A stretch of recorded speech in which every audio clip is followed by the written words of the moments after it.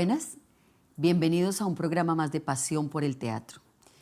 Este es un espacio en el que hemos pretendido acercarnos al pasado para entender el presente y proyectar sueños hacia el futuro.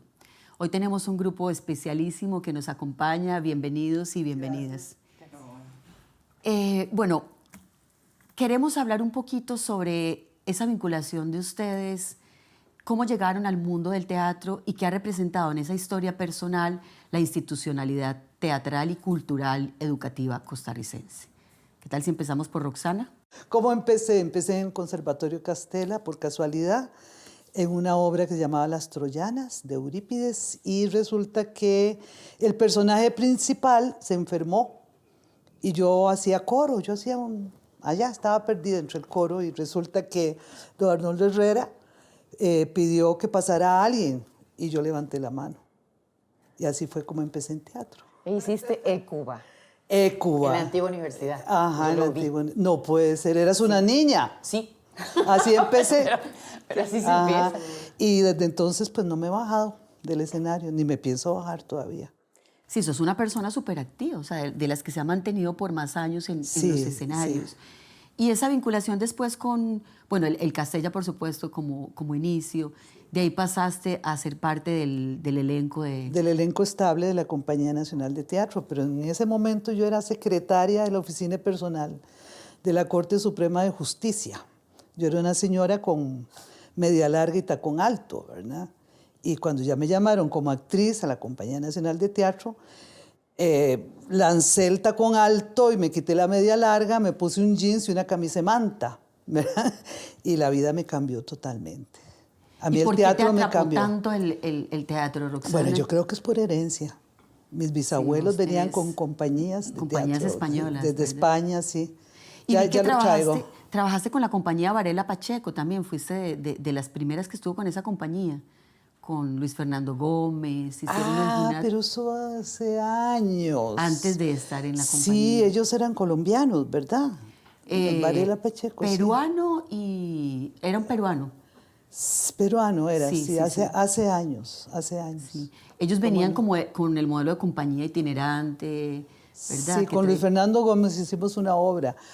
Anita, estabas entre el público. No creo, no recuerdo. Pero creo que somos de una generación privilegiada porque nos tocó ver qué lindos. La creación del Ministerio de Cultura, la creación de la Orquesta Sinfónica Nacional, la creación de la Compañía Nacional de Teatro. Las instituciones emblemáticas de nuestra cultura se dieron en nuestra adolescencia. Entonces, bueno, yo por lo menos iba al teatro como hoy día los fans de rock y ¿verdad? De la música pop. Yo era enloquecida viendo a actores, y aunque no es tanta nuestra diferencia de edad, pues iba, veía a Roxana, veía a Mariano, Gerardo Arce, Ángela María Torres, gente señera. Gladys Catania. Los Catania. O sea, nos tocó ver eso. Como ahora nos está tocando también ver el surgimiento de la actividad del cine, la creación del cine costarricense. Nos ha tocado ver muchas cosas, ¿no? Y ser partícipes también. Así que... Sí, digamos, tenemos en este grupo ya una generación, es una tercera generación entre Fernando, Claudia, ¿verdad? Del movimiento teatral costarricense. Ya la institucionalidad, cuando ustedes empiezan a trabajar, está creada. Ya ustedes más bien entran a formarse en esas instituciones o a ser parte de unas instituciones que ya tienen una historia. ¿Vos pasaste por la escuela de teatro? Sí, de artes dramáticas. Yo empecé mi amor al teatro porque un grupo pionero como el Arlequín era el que proveía de espectáculos a la generación de mis papás. Ellos desarrollaron la necesidad y el gusto por el teatro en esa generación, que son la generación de la gente que nació en los años 30. Y lo hacían en forma muy empírica, no tenían escuela, eran gente adinerada que viajaba, veía espectáculos, y en forma con gran mística, voluntad, con una enorme voluntad, ensayaban 6 meses para dar 4 funciones, en el Nacional, por ejemplo. A mis padres, ellos vieron ese tipo de teatro. Y después me toca a mí ser adolescente con la explosión de la compañía que hacía giras, que hizo el teatro al aire libre. Yo era adolescente en un momento en que las secretarias, los oficinistas, los misceláneos, la gente iba al teatro porque tenía estructura casi como de circo. Como de Poníamos fenómeno. buses. Bueno, Buses que llegaban a Tillo y que llegaban a Paso Ancho, entonces traíamos ese público al los teatro. Catania y la compañía giraban, entonces yo me subía a un taxi y me decía, ¿usted de teatro? Ah, sí, los Catania. Me decían, siempre tenían la referencia de los Catania. Teatro Carpa. O sea, era un fenómeno realmente país, porque estamos hablando de gente que no está en un círculo intelectual No. ni académico. O sea, ellos empezaron siendo el público de teatro, una clase un poquito más élite, pero después eso se popularizó, que es el fenómeno ya de los 70, ¿no? Se popularizó tanto que generó pánico y se cerró el teatro al aire libre. Se pensó que las obras de teatro iban a tomar un tinte, un cariz absolutamente político en un momento en que había una gran efervescencia y una gran pugna entre izquierda y derecha, y entonces el teatro lamentablemente se cierra y se interrumpe ese proceso, ¿no?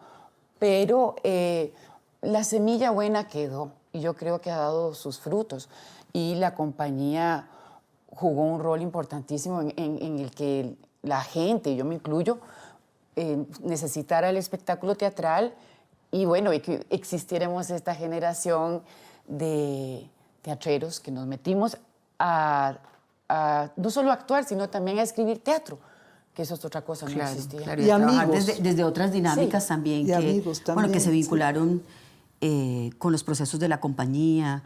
Por ejemplo, en el caso de Fernando, yo recuerdo cuando yo llegué a Costa Rica, vos trabajabas en la compañía con Pato Catania, Fer, Sí. trabajando un espacio que era de apertura hacia los grupos independientes de teatro, ¿verdad? Pero vos habías tenido un proceso de formación también en la Escuela de Artes Dramáticas. Sí, claro, claro.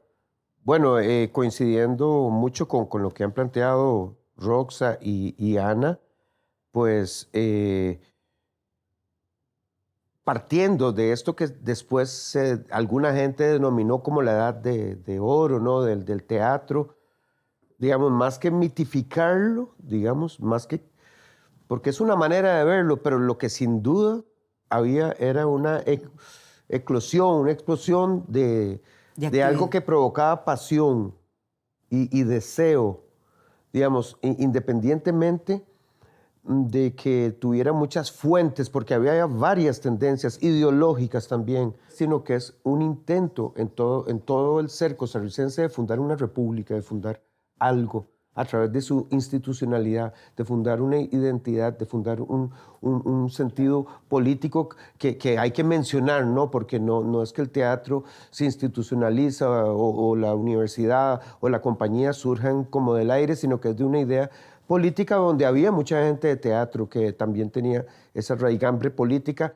desde diferentes sectores también. Pero ahí hay una cosa importante, o sea, el teatro realmente se convirtió en un instrumento de divulgación del Estado. Sí. O sea, es un instrumento también político.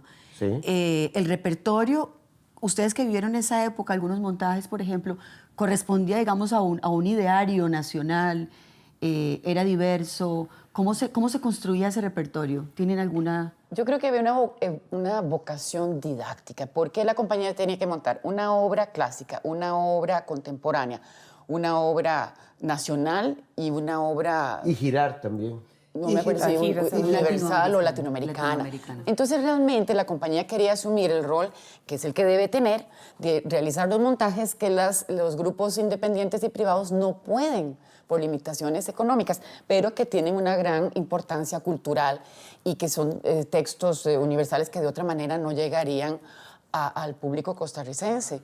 Entonces, Sí. esa fue la tónica por mucho tiempo. No era un órgano de difusión del Estado que quisiera imprimir ciertas ideas específicas. No era como una dictadura. Sí, yo estoy de como en otros acuerdo. países. Creo que no era, digamos, del gobierno, pero que sí las cabecillas que estuvieron ahí en la compañía al principio y todo el grupo de actores y el elenco sí tenían otra intencionalidad ideológica que tal vez no era dictada desde el Estado, pero sí desde ese grupo de artistas. Bueno, en una entrevista que le hicimos a Gerardo, él decía que en algún momento la situación política estaba tan efervescente que la compañía, que estaban señalados los actores y las actrices de la compañía. Es cierto porque eso. era un nido de comunistas, y él dice muy claramente en la entrevista, no era un nido, todos éramos comunistas. Éramos militantes del Partido Militantes Vanguardia Popular y estábamos Correcto. sindicalizados.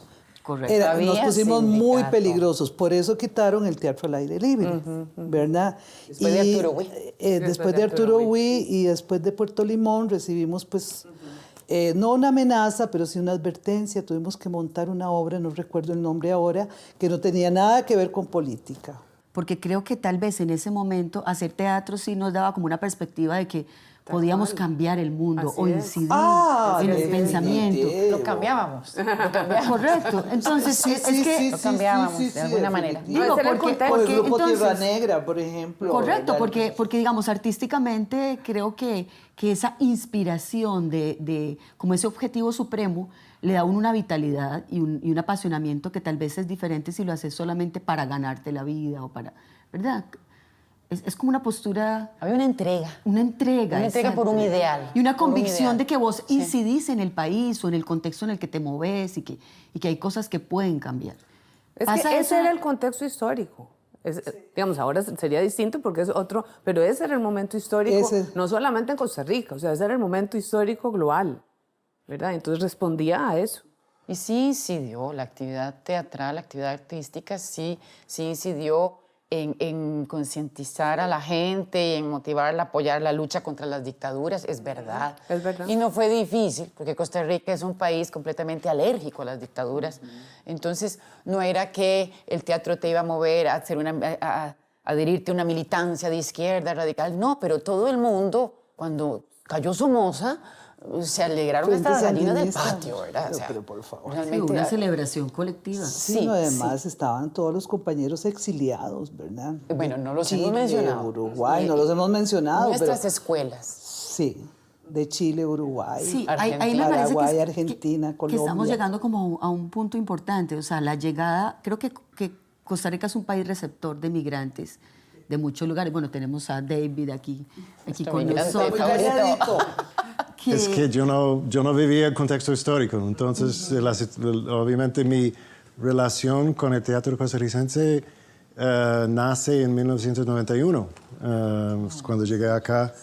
Y es curioso porque es una fecha muy interesante porque hay mucha iniciativa que nace en 1991. Si uno se pone a pensar y estudiar, digamos, lo que son algunas iniciativas muy importantes, 1991, por algunos motivos desconocidos, porque creo que no lo hemos estudiado suficiente, es un punto de partida de mucha iniciativa contemporánea.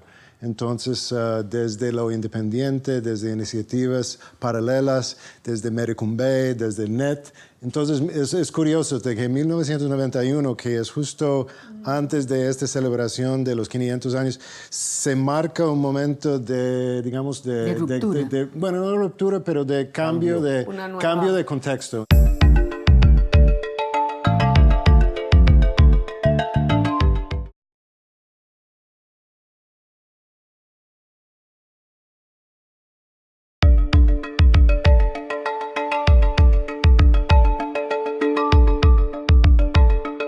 Entonces yo cuando llegué, entonces este contexto histórico solo lo asimilé y aprendí mediante relatos, mediante mi conocimiento con todos ustedes. Pero yo vengo y me inserto en un contexto profesional totalmente distinto, que tiene otras necesidades. Cuando yo empecé a trabajar en teatro costarricense, porque había mucha necesidad no de trabajar sobre el teatro como instrumento de cambio social, lo que ustedes vivieron, pero más hacia esta necesidad de la profesionalización del medio teatral. Entonces, eso es una necesidad, creo que yo reconocí de que había una, no es que no era, digamos, profesional antes, pero había una, digamos, una relación con el contexto social que permeaba, creo que lo que ustedes decían, que no estaba tan permeado cuando yo empecé a experimentar y vivir el digamos, el O sea, teatro. que ya ese punto de vista había pasado. Bueno, en 1991 el contexto histórico-social era totalmente otra cosa. Entonces ya habían otras necesidades de la sociedad y del teatro como una rama, digamos, cultural de la sociedad. Sí, creo que yo llegué en el Eso es 91 eso es clave. por primera vez a conocer Costa Rica y en el 93 llegué. Es un momento también como importante, sobre todo en el fenómeno del surgimiento de muchos grupos independientes, ¿verdad? O sea, el Estado ya se había debilitado. Yo lo que creo que es interesante es verlo que comienza a haber un cambio de relación con las instituciones también, porque entonces uno dice teatro independiente, sí, pero nunca ha habido teatro independiente totalmente en Costa Rica, siempre es a la luz del Estado, en intercambio con la compañía, producciones concertadas, etcétera. Entonces, digamos, hay una tensión, digamos, porque unos más independientes que otros, pero cambia la relación, eso es lo que yo voy, y es también el posicionamiento de diferentes sectores del teatro que cambia de lugar, ¿no? Claro. Me parece importante mencionarlo. Esa eso. transición que hablaste como de debilitamiento, el fenómeno de que se eliminó el elenco estable, los apoyos a los grupos independientes que existían Sí. de vieja data, etcétera. Toda esa transición que se dio en los años 80, ¿cómo la vivieron ustedes? Bueno, lo que decía Fernando, perdón, es que cuando empezamos en 91, la relación del teatro con el Estado era reducido casi 100% a simplemente montajes de la Compañía Nacional de Teatro.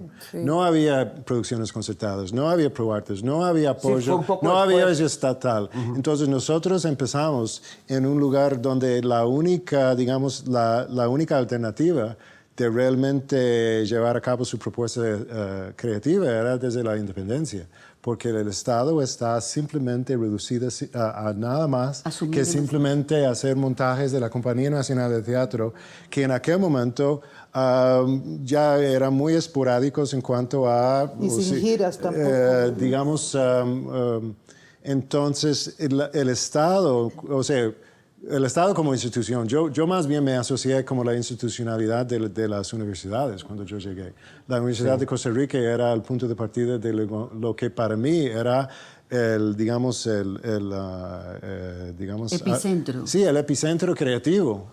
Te tengo que contradecir porque es una grabación como histórica. En el 92, Luis Fernando Gómez inventa en el Taller Nacional de Teatro producciones concertadas. Yo monto Carta a mi padre y otros 6 grupos montan ahí. Él inventa en el 92. Sí. Okay. Entonces, digamos, digo, por justicia a esta situación, claro. y no puedo escuchar que la compañía no hacía nada con todos estos grupos cuando nos apoyaron, ¿no?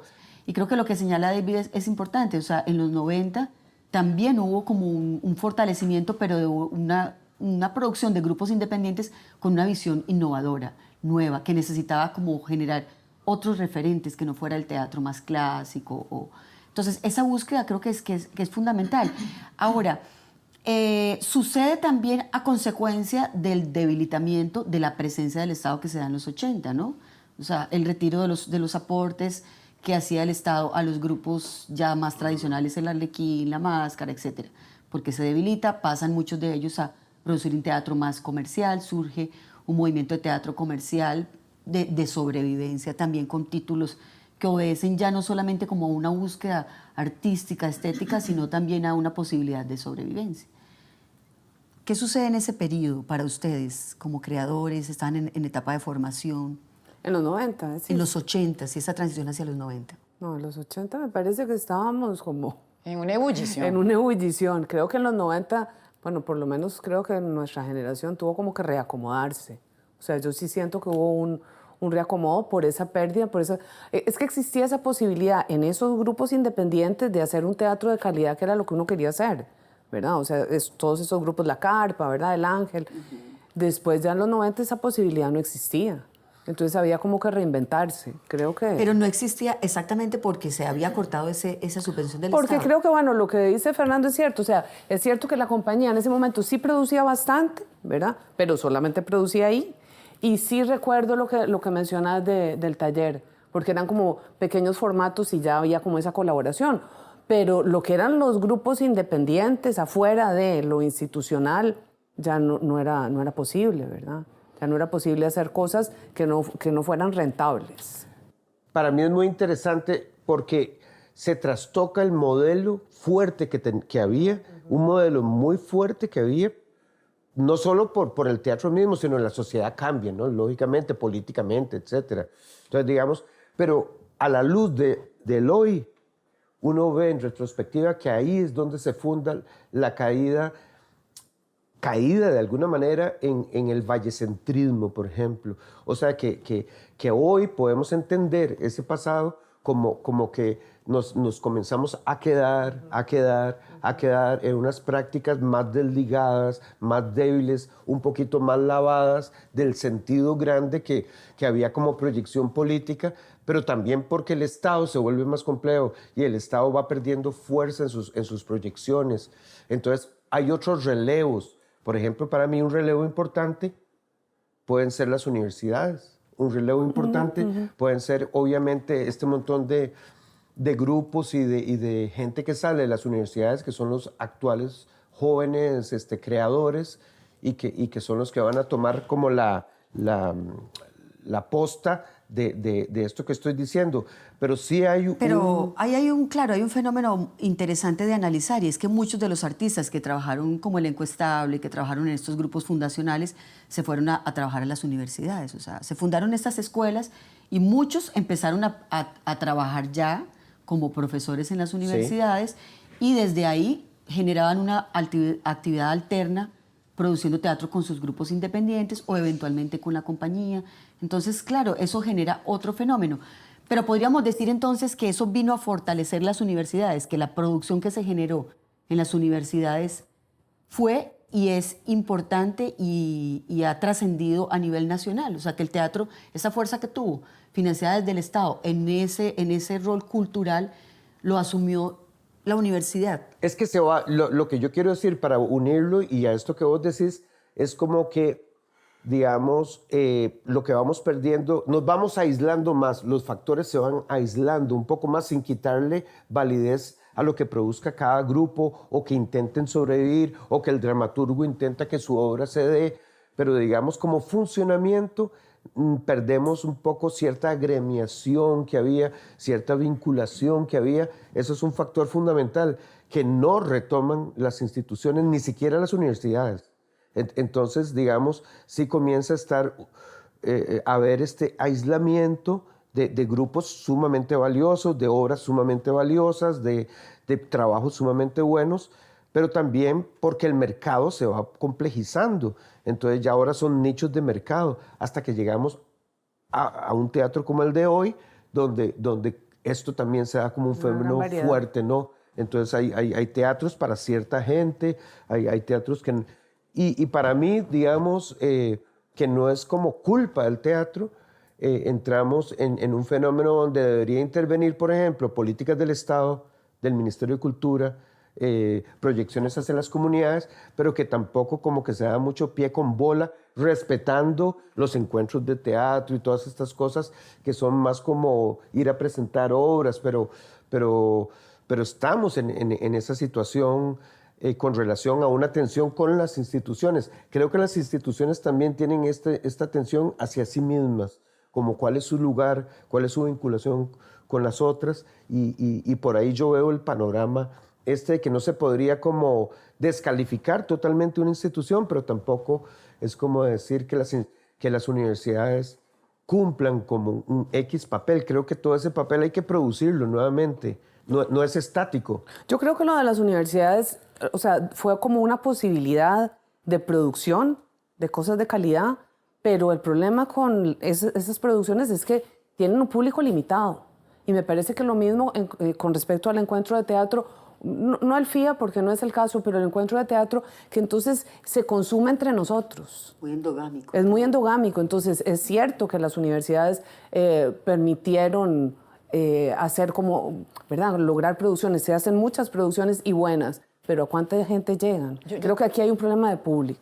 Yo tengo una teoría irresponsable, pero igual la voy a exponer.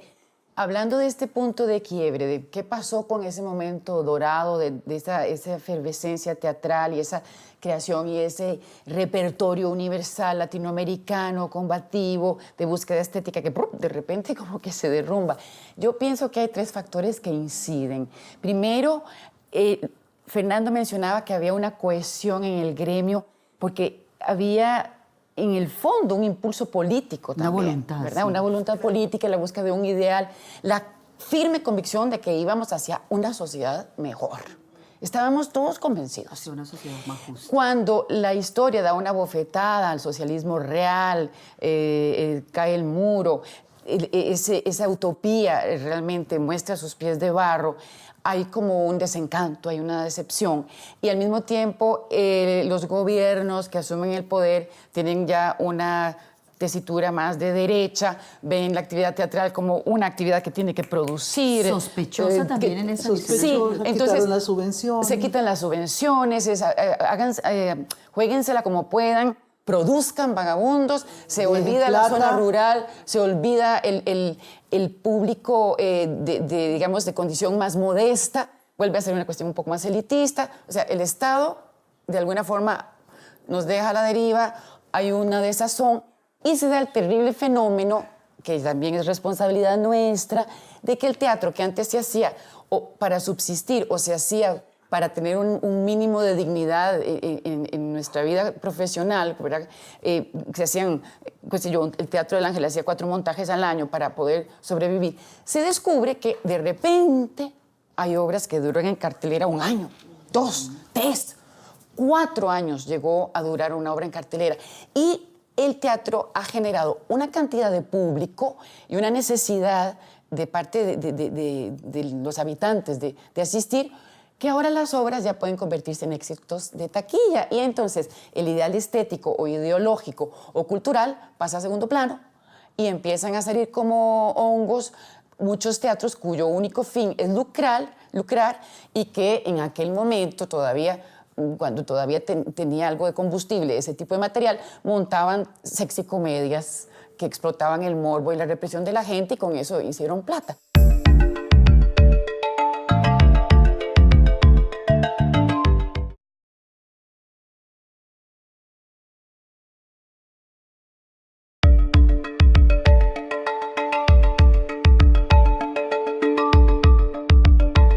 Entonces, los grupos independientes pasaron a ser grupos comerciales. Cuando hablamos un grupo independiente y un grupo comercial es lo mismo en esencia, salvo que un grupo independiente tiene una meta artística y el otro, el comercial, sacrificaría todo a cambio del lucro. Eso es lo que creo que el lenguaje en que nos manejamos, ¿verdad? Entonces, tanto el medio generó ese problema como se dieron esos otros 2 fenómenos, la decepción de la izquierda derrotada y el gobierno de derecha. Ese recorrido es muy interesante, pero obviamente eso exigió en un momento determinado, claro, el medio se abrió en 2 vertientes, ¿verdad? El teatro de arte y el teatro comercial. Y todos los artistas se alinearon de uno u otro lado. ¿Qué significó eso para ustedes en sus historias personales, ese momento paradigmático, digamos, en el que se da esa división? La compañía continúa produciendo, pero muy debilitada, con una selección de repertorio a veces muy aleatoria, ¿verdad? O sea, no hay como una decisión clara de qué quiere hacer la compañía en función de ese momento histórico que se está viviendo. A mí me tocó conocer a la compañía desde ese lugar. O sea, llegar cuando era una compañía que era un referente para todos los artistas y entendíamos que todos querían estar en la compañía, los egresados de las escuelas se egresaban para actuar en la compañía y si no los llamaban, entonces, ¿qué pasaba con ellos?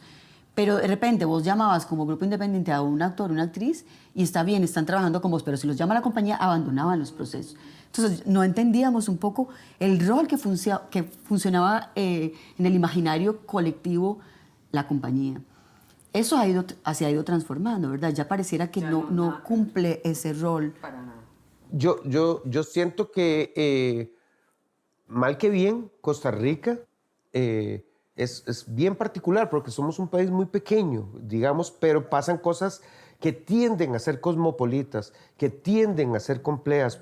Entonces, el hecho de que el teatro se polarice no no es un fenómeno exclusivamente costarricense, sino que es un fenómeno contemporáneo, urbano, que está en París, que está en Nueva York y que está en Argentina, que entonces tenemos Broadway, Off-Broadway, Off-Broadway. Entonces, digamos, lo que pasa es que aquí todo está como entremezclado en la pequeñez, ¿no? Muy pequeño. Entonces, claro, como que hacemos un poco de todo, todos, digamos, aunque no necesariamente significa que alguien no pueda tener la exclusividad de hacer un teatro experimental, por ejemplo, o un teatro X, y todavía seguimos en eso, pero no hay que perder de vista, digamos, como que esto juega como en quedarnos como también una guachacha de alguna manera y no poder evolucionar con más claridad. Porque, por ejemplo, si vos vas a Argentina,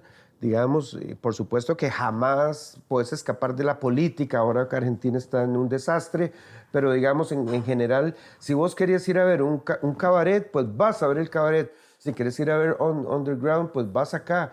En Buenos Aires, igual fuera de Buenos Aires es otra cosa, pero no importa, esa es su realidad. Pero es una ciudad grande. Lo que no hemos, lo que nosotros necesitamos y que sí hubo originalmente, aunque fuera contradictorio, eran políticas y posiciones un poco más fuertes y claras, más aunque en un definidas. momento dado chocaran.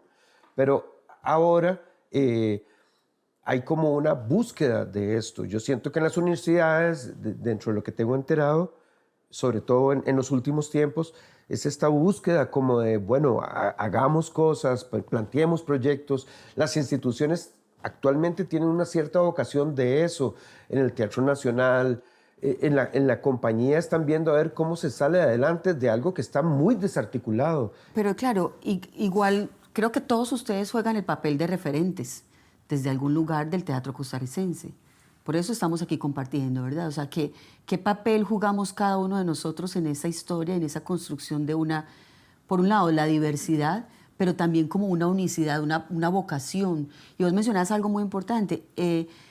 Había una utopía en determinado momento.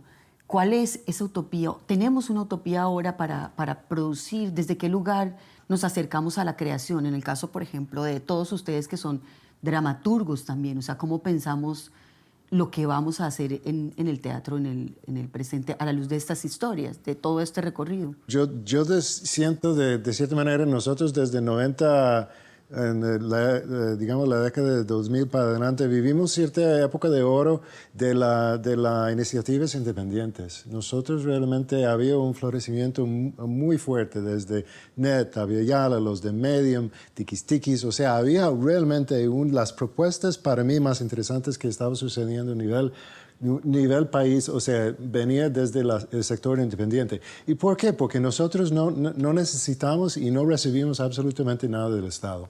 En aquel momento el Estado era realmente más bien una pared de resistencia para nosotros. Nosotros no pero en algún momento, porque ¿qué es lo que aportaba, digamos, la compañía en aquel momento? Tal vez nos daba unos anuncios en La Nación. Eso tocamos la puerta para la Compañía Nacional de Teatro para que nos aportaba un afiche y unos anuncios. Y el resto era de los esfuerzos de patrocinio independiente, patrocinio privado de los centros culturales internacionales. Pero ¿qué es lo que ha pasado? Yo creo que hemos vivido un poquito un declive de eso y el Estado más bien está aportando mucho más propuesta, que no es que se ha absorbido la energía de la propuesta independiente, pero o sea, desde los concursos de dramaturgia, concursos de puesta en escena, de la propuesta, digamos, de producciones concertadas del taller. Entonces, lo que está pasando es, yo siento que no estoy seguro si es... tal vez digamos, el Ministerio de Estado, las universidades y digamos, las compañías nacionales de teatro reconoció de que tenían que responder a lo que están sucediendo para buscar cómo dinamizar las energías creativas que estaban ahí y no alejarse tanto de lo que eran las iniciativas, digamos, valiosas. Entonces, yo no estoy seguro qué es lo que estamos defendiendo, pero yo reconozco en ese momento de que la propuesta estatal está mucho más poderosa que cuando nosotros cuando yo empecé a trabajar aquí, y en algún sentido lo que se ha convertido en, lo que hemos sentido en algún momento es que la institucionalidad de la cultura se ha convertido en una competencia desleal con nosotros en la independencia, porque todo recurso que el Estado tiene para apoyar sus iniciativas y para apoyar sus propuestas se ha debilitado realmente, yo creo que profundamente lo que es la capacidad de la propuesta independiente. Creo que hay un aporte importante que haces aquí en el señalamiento de algo. El surgimiento del concurso de dramaturgia, del concurso de puesta en escena, Proartes. del Encuentro Nacional de Teatro Proartes, es la respuesta, Iberescena. es la respuesta a la crisis que el Estado asume. Sí. O sea, es el ministro Guido Sáenz el que llama a un grupo de creadores a decirles, bueno, sabemos que el teatro está en crisis, necesitamos replantearnos y abrir posibilidades de participación. Surgen todas estas convocatorias, estos concursos que tendríamos que ahora, a la luz de los años, 12 años después, revisar qué tanto han transformado, han incidido. Porque yo comparto con David ese criterio. Realmente también el Estado muchas veces compite con el trabajo independiente en el sentido de que tienen unas posibilidades de producción que los grupos no tenemos. Pero la fuerza de la investigación sigue viniendo de esos impulsos y esas pasiones independientes que le ponemos a veces en los grupos independientes a arriesgar, buscar, porque hay una dinámica que se produce en el Estado y es que, claro, la ley de contratación administrativa nos marca una pauta de producción que es demasiado inmediatista, que no contribuye con la investigación, no contribuye con el proceso mismo que requiere de maduración artesanal que requiere a veces el hecho teatral, ¿no? Yo creo saber qué es lo que defiende David. Retomando un poquito hacia atrás la pregunta, y lo voy a mencionar desde el punto de vista de la dramaturgia. Beto Cañas, don Samuel Robinsky, Daniel Gallegos y algunas incursiones de Toño Iglesias son lo que con una generación 30 años mayor que nosotros, y hablo de nosotros los dramaturgos, es lo que ellos hacen es inventan el teatro. O sea, inventan la dramaturgia nacional que no existía. Lo que quieren es hacer teatro. Nosotros, y retomando lo que dijo Fernando con mucha agudeza, estamos la generación siguiente de dramaturgos, que somos unos 15, 20 dramaturgos que hoy día tenemos entre 55, 65, 70 años, lo que buscamos es la identidad costarricense, que es lo que nos diferencia de los demás, cuál es nuestra esencia. Y si nos damos cuenta, la mayoría de las obras está a la búsqueda de eso. La generación de David y los grupos jóvenes y los teatreros jovencitos egresados de las universidades hoy día, los grupos independientes, ya no tienen la preocupación ni de que el teatro exista, ni de que seamos ticos y qué es eso, sino que son búsquedas estéticas. Y por lo que yo veo, por la trayectoria del grupo de David, ese ha sido el impulso esencial. Encontrar formas diversas, no convencionales, novedosas, enriquecedoras de expresión. Y por eso ellos han pasado por una gama loca de géneros, y de estilos, y la búsqueda ha sido siempre cómo ver, como los hermanos Cohen en el cine, ¿no? Que han tomado los géneros clásicos y los han replanteado, los han revisitado, que se dice. Entonces yo creo que hoy día hay mayor, digamos, libertad y no hay esa exigencia tan fuerte que teníamos nosotros, y lo que están buscando incluso los dramaturgos jovencitos son nuevas formas de expresión. Y hay como, en mi criterio, un énfasis en la cuestión estética, en la cuestión de cómo reformular los conflictos humanos a través de nuevas formas de expresión. Pero diversidad es un fenómeno identitario. O sea, no creo que podemos separar, creo que no podemos separar la necesidad de diversificar la expresión cultural con un fenómeno de identidad, porque es una manifestación de identidad. Sí, pero nosotros... Simplemente no es una identidad como lo concibieron o lo concebimos como la identidad nacional costarricense antes de la proliferación y la capacidad de estar inmersa en un contexto cultural más mundial. Veámoslo. Pero entonces yo creo que es yo siento que la mentalidad de isla se rompió. Y en el momento de que la mentalidad de isla se rompe, todas las influencias culturales empiezan a transformar lo que es la identidad cultural.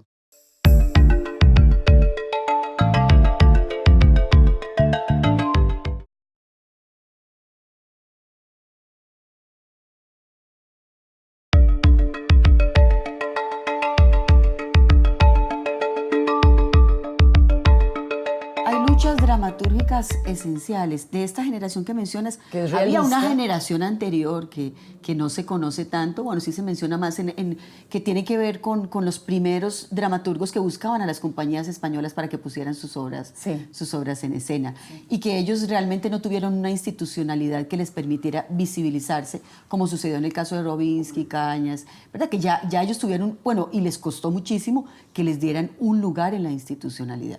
Creo que esa lucha de llegar a esos espacios de conquista me parece que ha sido como que se ha mantenido a lo largo de la historia del teatro costarricense. Y creo que están tocando un tema que es esencial, eso, que es la identidad. Entonces, en ese sentido, porque claro, si vemos por dónde hemos pasado, de qué hemos hablado en todos esos momentos paradigmáticos de la dramaturgia, lo que vemos ahora es un fenómeno muy diferente, porque estamos hablando, un poco siguiendo la línea del pensamiento que hemos planteado hoy, es como una época que nos convoca como a repensar la institucionalidad, refundar y revalidar algunos referentes, porque Ana hablaba del decreto de creación de la compañía, establece que debe haber una obra clásica, una obra contemporánea, una obra, o sea, hay como una pretensión de diversidad, una pretensión también de cobertura más democrática para que sea para todo el país. Pero venimos de una época en la que el centralismo ha predominado, es real, y creo que también es una visión endogámica desde las universidades, que tanto el rol de las universidades ha podido ampliarse y dar cobertura con una capacidad, un montón de mentes y de gente nueva ahí que está deseando también fundar desde diferentes zonas del país. Entonces, ¿consideran que realmente... Yo he sentido la necesidad de conexión intergeneracional? Creo que hay como bloques, paredes que no hemos derrumbado. Un poco esta idea de sentarnos a conversar es como eso, ¿verdad? ¿Cómo generar esos vínculos? ¿Han existido? ¿Existen? Mi objetivo ahora es no presentarme en el Valle Central, sino irme por todas las provincias, porque hay un movimiento teatral riquísimo en provincia. Claro. Eso es mi objetivo. Me parece que esa diversidad existe y la agradezco. O sea, la agradezco. Y bueno, y ahí están, hay cosas que me gustan, hay cosas que no me gustan. También estoy de acuerdo con una de las cosas que me parecen fundamentales es el asunto de la ética y del trabajo serio. Y eso sí no lo perdono. Digamos, si hay algo que me enoja cuando voy a ver algo es que no se haya formulado de manera seria.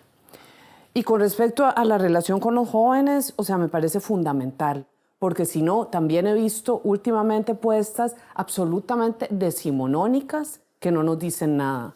Y que tal vez nosotros entonces, si nos relacionamos con gente joven, ¿verdad? Yo en mi próximo proyecto, o sea, tengo un grupo de veinteañeros que son los que están trabajando en el concepto, ¿verdad? Yo sí creo que es fundamental, porque si no vamos a hacer cosas que son de otra época. Entonces, a mí la relación esa me parece fundamental.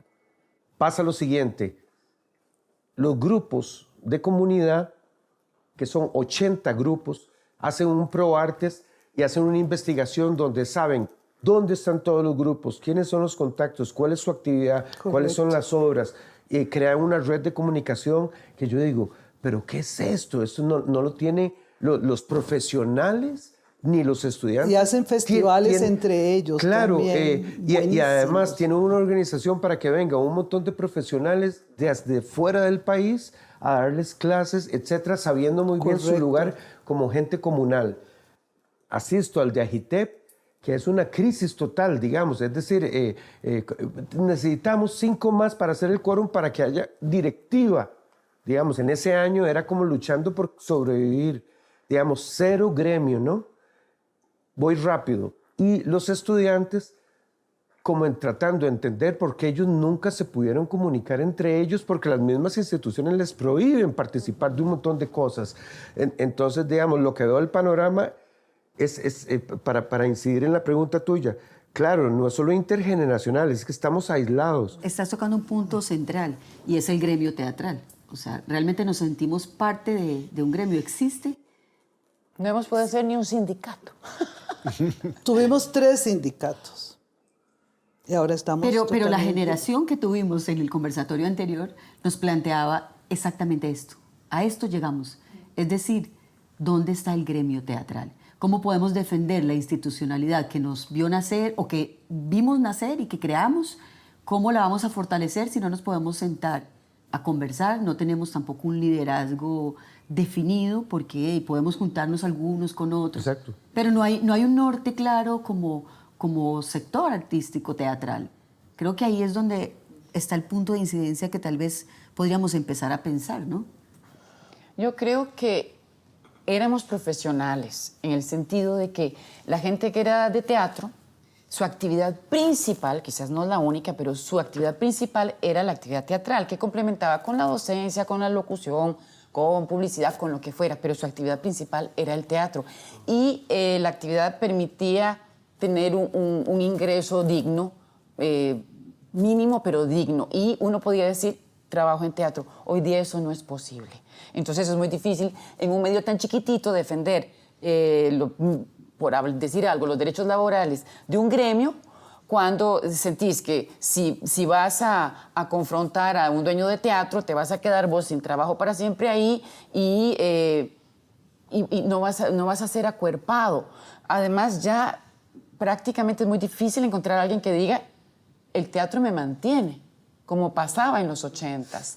Entonces, es difícil hacer una lucha gremial o lograr una cohesión en esta situación. La gente que se mantiene en el teatro es porque está haciendo teatro comercial. Entonces, quienes quieran no hacer teatro comercial tienen esa terrible dificultad. Y yo creo que eso ha hecho que nos atomicemos. Retomando lo de los jóvenes, creo que hay muchos jóvenes muy valiosos, tanto en dirección como en dramaturgia, como, en actuación son más obvios. Yo, como veterana, trato de ir a ver lo que hacen los muchachos, pero de 7 montajes, probablemente 2 sean buenos. Cuando yo me entere, ya lo quitaron, porque hacen teatro en garajes, en una casa perdida en Barrio Amón, en el Fessler hacían antes. Cuando uno se enteró de que el montaje era bueno, ya se fue. Entonces, son muchachos que nosotros queríamos trabajar en la compañía o queríamos trabajar en un teatro de prestigio. Ellos no. Ellos buscan que donde hay una cuevita, que donde agarro una casa para meterme a hacer. Están buscando, son escépticos, ni siquiera están buscando... Tener una sala. Tener una sala o vivir de eso. ¿Qué pienso yo en forma muy pedestre? Que el apoyo del Estado podría ser generar más espacios donde los muchachos puedan, los que tienen talento y mérito, poder montar una obra. Tienen el 1887. Cuando uno se enteró de que funcionaba el montaje, ya se fue al suelo. A veces está abierto, a veces no. Una sala tiene que estar abierta en permanencia, siempre caliente, que la gente sepa que no importa lo que vaya a ver, sabe que va a ser de calidad. Y hay montajes que han sido buenísimos, a los que llega poca gente, cuando se enteran y ya el último fin de semana se llena de público, hay que bajarlo por una cuestión reglamentaria. Si eso pasa y hubiera una sala alternativa, el grupo que iba ahí puede estrenar en el 87, pero ese montaje de éxito se traslada a la otra sala. Al resto del país. No. Sala. Bueno, al resto del país que hubiera un apoyo para poderlo girar. Pero mi punto es que hace cuántos años, hace cuántas décadas tenemos la misma cantidad de espacios oficiales para los grupos independientes.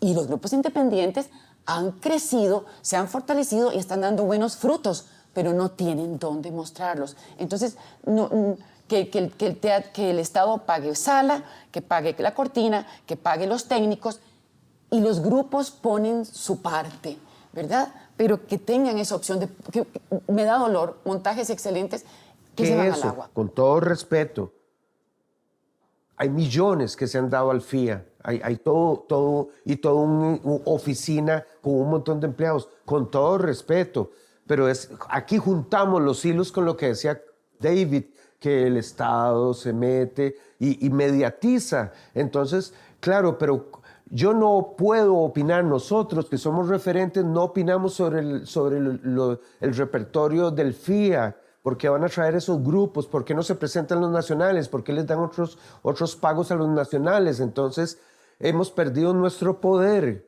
digamos. Entonces, eso sí tiene sentido, porque si nosotros logramos proponer y decir no, queremos que todos esos millones que excede el presupuesto del Ministerio de Cultura, el FIA, lo excede, entonces esos millones, poder accesar a eso, que nosotros tenemos todo el derecho, y también tener voz y voto en la compañía de teatro y en otras instituciones, pero ahí es responsabilidad de nosotros también y de las nuevas generaciones, si van a retomar esa voz y ese poder que se tuvo, ese lugar. Porque no es tanto ni siquiera el resultado de una edad de oro, sino en los nuevos tiempos decir, queremos esto. Listo. ¿Alguien más quiere agregar algo para cerrar?